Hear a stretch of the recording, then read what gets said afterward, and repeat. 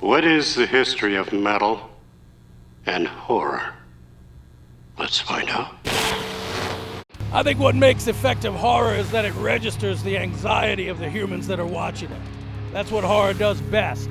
My favorites by far, if anybody knows me, it's the Universal Monsters. That's my whole life. My mom took me to see the original Jaws when I was really young, and it scarred me for life. The first VHS tape I ever had was Dawn of the Dead, and I would just let it play over and over all day long. I must have watched it thousands of times. The movie that affected me the most was Salem's Lot. Hellraiser is another massive great film, and I remember watching that for the first time and being totally blown away with it. It's human, it's not human, and then there's this little matter of having a whole bunch of nails banged into your head. Sounds like a crazy idea. The Groovy Ghoulies were on. I was obsessed with that show. It didn't seem that different to me, the Bugs Bunny to the Frankenstein. Like, it really was a natural kind of thing. Of course, like most kids, I was watching cartoons on Saturdays, but I was also watching horror movies. Captain Spaulding triggered the rebellious nature of people, and that is kind of the attitude that goes along with metal and horror.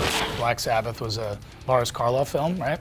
You know, that's where they got the name from the film, and they combined it with heavy music, and that's how heavy metal was born. You had people on one hand doing horror music, and you had people on the other hand doing horror film, and then somewhere in the middle where these two circles crossed, you had a hybrid.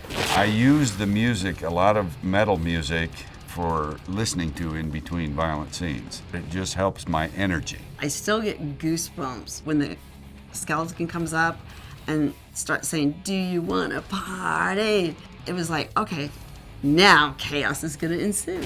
For years and years, I've been a fan of Metallica. I just think they're awesome. I know there are people out there who love horror. I know there are people who love heavy metal, and I know there are people who love both. I'm reaching out to those people and saying, hey man, I'm into it too, and I got a lot of cool stuff. You can just come over and check it out. Horror and metal really became co-defendants in the Satanic Panic scandal. Rock and roll is the devil, and horror is the devil too, so it's perfectly natural.